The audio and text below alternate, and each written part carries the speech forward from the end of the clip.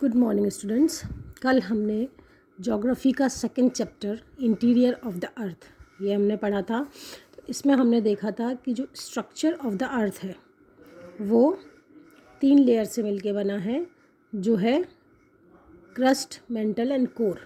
इसको और अच्छी तरह से समझने के लिए मैं आपको जो एनसीईआरटी की बुक है जो हमारे यहाँ पहले चलती थी उसमें से ये इंटीरियर ऑफ द अर्थ का पोर्शन मैं आपको बता देती हूँ फिर से। In Earth, the Earth, our homeland, is a dynamic planet. It is constantly undergoing changes inside and outside. जो अर्थ है हमारी, वो एक बहुत डायनामिक, बहुत आश्चर्यजनक जो वो प्लेनेट है। इसमें लगातार, इसके अंदर और बाहर लगातार चेंजेस होते रहते हैं। Have you ever wondered what lies in the interior of the अर्थ? क्या आपको कभी ये जानने की उत्सुकता होती है या आप आश्चर्य करते हो कि अर्थ के अंदर क्या होगा? What is the earth made up of? Earth किससे मिलके बनी है? अब ये इंटीरियर ऑफ द अर्थ, जैसे आप ये देख रहे हो, मैं आपको बता दूं कि ये ऊपरी परत, ये सबसे ऊपरी परत है, ये क्रस्ट है, ये नीचे की लिथोस्फीयर है पूरा। ये जो येलो वाला पोर्शन है वो आ जाएगा इतना मोटा, ये मेंटल। फिर है मेंटल बाउंड्री, ये यहाँ पे ये पतली सी जो मेंटल बाउंड्री है। फिर आउटर कोर, ये जो रेड से ये ऑरेंज से कलर का, ये आउटर कोर है, इनर कोर। ठीक है, ये तो just like an onion the earth is made up of several concentric layer with one inside another. जिस तरह प्याज होता है जिसमें एक परत के अंदर दूसरी परत होती है, उसी तरह से हमारी पृथ्वी के अंदर एक लेयर के अंदर दूसरी लेयर पाई जाती है।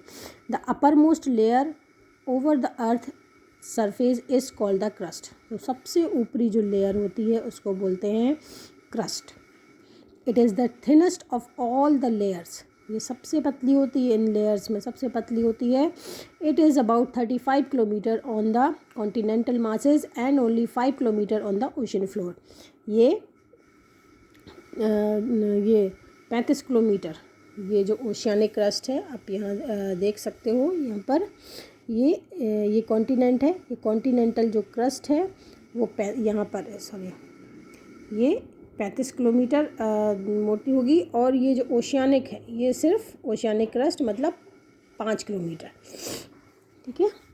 The main minerals constituent of the continental mass are silica and alumina. Silica और एल्यूमिनियम जो है मेन मिनरल है। It is this called sial, इसलिए इस क्रस्ट को सियाल भी कहा जाता है। सी से सिलिका एंड एल से alumina. The oceanic crust mainly consist of silica and magnesium. जो ओशियानिक क्रस्ट होती है, जो ओशियानिक मतलब जो समुद्री जो क्रस्ट होता है वो मैग्नीशियम और सिलिका से मिलके बना होता है और इसको सीमा बोलते हैं। Just beneath the crust it is the mantle which extend up to a depth of 2900 kilometre below the crust. अब जो मेंटल है ये जो है वो है 2900 किलोमीटर मोटी। The inner most layer is the core which a radius of about 3500 kilometre. इसका रेडियस सबसे अंदर वाली जो परत है वो कोर कहलाती है। और इसकी मोटाई 3500 किलोमीटर है। It is mainly made up of nickel and iron and is called nife. ये निकल और आयरन धातु से बनती है और इसको नीफे भी कहते हैं। The central core has very high temperature and pressure. जो सेंट्रल कोर है, जो बीच का जो भाग है, वो उसमें बहुत ज़्यादा वहाँ का टेम्परेचर जो है बहुत ज़्यादा होता है, साथ में दबाव भी बहुत ज़्यादा होता है। तो हमने देख लिया इंटीरियर ऑफ द अर्थ। अब ये जो टेक्टोनिक प्लेट्स हैं ये हम देखते हैं। Changes on earth surface occur as a result of internal earth movement और टेक्टोनिक मूवमेंट्स। जो अर्थ के सरफेस पर, जो पृथ्वी की ऊपरी सतह पर जो चेंजेस होते हैं वो हमको पृथ्वी के अंदर जो मूवमेंट होती है, टेक्टोनिक प्लेट्स में जो मूवमेंट होती है उसके कारण हमें ऊपर दिखाई देते हैं।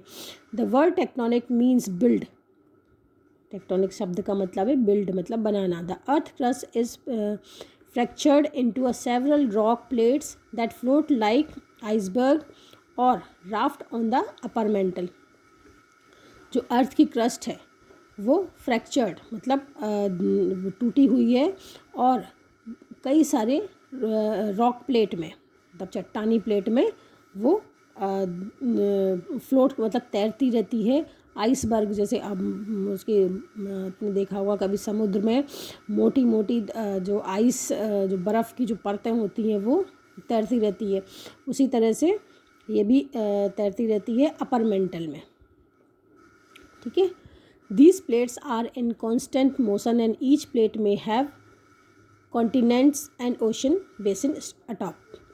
हर प्लेट, ये जो प्लेट्स है वो कांस्टेंट मतलब लगातार ये मूवमेंट करती रहती है, लगातार इसकी गति चलती रहती है और ये कॉन्टिनेंट में और ओशन बेसिन में भी। The shape of the continents has evolved and changes over millions of years due to crustal movement।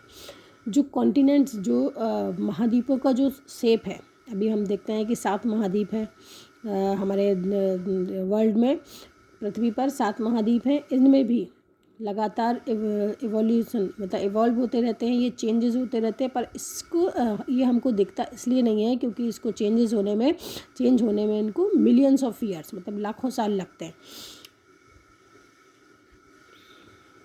The movement of this plates causes earthquake. ये जो प्लेट्स होती हैं, इन प्लेट्स में मूवमेंट होने के कारण अर्थक्वेक आता है, मतलब भूकंप आते हैं। वॉल्केनोज अमोंग मतलब ज्वालामुखी फटता है। अमोंग अदर जियोलॉजिकल अकरेंसेस मतलब और भी दूसरे जियोलॉजिकल चेंजेस जो वो आते हैं। This theory is called plate tectonics.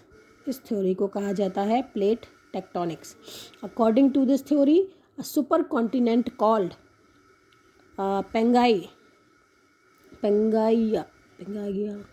broke up 200 million years ago and the continents drifted to their personal location।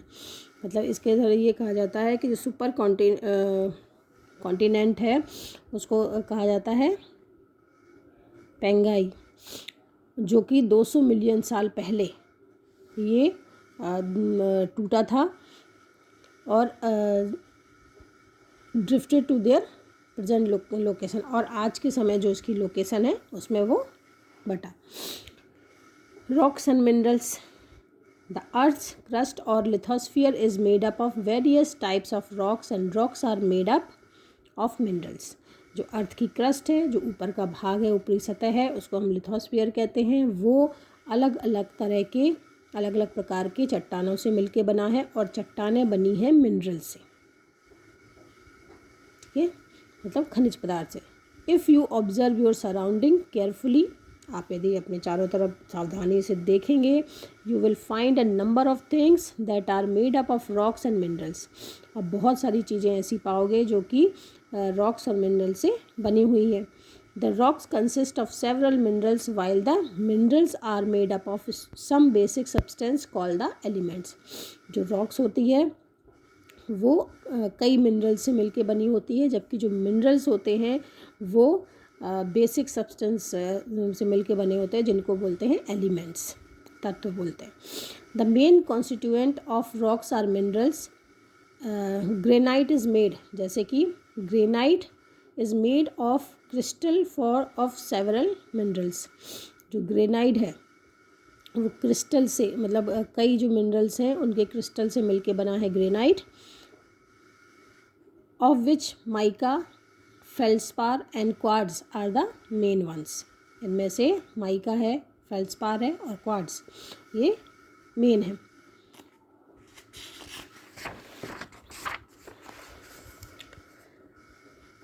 Minerals are naturally occurring. जो मिनरल्स होते हैं वो नेचुरली मिलते हैं। Inorganic substances made up of one or more elements. Inorganic substance होते हैं और एक या एक से ज़्यादा एलिमेंट से मिलके बनते हैं। They have definite physical and chemical properties. इनकी अपनी फिजिकल और केमिकल प्रॉपर्टीज़ होती हैं। Most minerals have a crystalline structure. जो ज़्यादातर जो मिनरल्स होते हैं उसमें क्रिस्टलाइन स्ट्रक्चर होता है, तो थोड़ा चमकीला सा होता है। The size of crystal varies depending on the conditions. जो साइज़ होता है क्रिस्टल का, कांच का, वो वहाँ की कंडीशन, किसकी कंडीशन पर, under which the rock form, उस कंडीशन पर निर्भर होता है जिस कंडीशन पर रॉक जो है वो चट्टान बनी हुई होती है। On the basis of their formations geologist have classified rocks into 3 groups. इनके बनने के आधार पर, रॉक्स के फॉर्मेशन के आधार पर जो जियोलॉजिस्ट हैं उन्होंने रॉक्स को 3 ग्रुप में क्लासिफाइड किया है। इग्नियस, सेडिमेंट्री एंड मेटामॉर्फिक, ये 3 तरह की रॉक्स होती हैं। Igneous rocks, deep below the earth surface rocks are in a molten state called magma. आप यहाँ पर ये देखोगे तो ये जो चीज़ है ये है मैग्मा, लिक्विड जो होता है। When magma cools and solidify, जब जो मैग्मा होता है ये ऊपर आके, ये आप देख रहे हो, ये मैग्मा पिघला हुआ लावा जिसको हम बोलते हैं, और जब ये ज्वालामुखी फटता है और ये मैग्मा ऊपर आता है, ये यहाँ पर आके ठंडा हो जाता है, और ये ठंडा होने के बाद कठोर हो जाता है। तो उससे it form a very hard rock known as igneous rocks. ये बहुत कठोर चट्टान बनाता है जिसको बोलते हैं इग्नियस रॉक्स, या igneous means of fire. Igneous का मीन्स होता है, इग्नियस का मतलब है fire. Much of the earth crust is made up of igneous rocks. ज़्यादातर जो अर्थ की जो क्रस्ट है, वो अर्थ का जो ऊपरी हिस्सा है वो इग्नियस रॉक से बना हुआ है। Igneous rocks are called primary rocks. Igneous rocks को प्राइमरी रॉक्स भी बोलते हैं। As these were the first rock formed when the earth crust solidified, क्योंकि ये पहली वो चट्टानें हैं जो अर्थ का जो क्रस्ट है उसकी पहली चट्टानें हैं जो सॉलिडिफाइड है, मतलब कठोर है। Igneous rocks are formed either on the surface of the earth or below it. जो इग्नियस रॉक्स है या तो वो सरफेस पे या ऊपरी सतह पर, या उसके नीचे ही अंदर ये सॉलिडिफाइड हो जाती है, मतलब कठोर हो जाती है। तो ये ऐसे अंदर भी मिलती है और ऊपर भी मिलती है। तो extrusive igneous rocks are formed when magma cools and solidify on reaching the surface. The magma that reaches the surface is known as lava.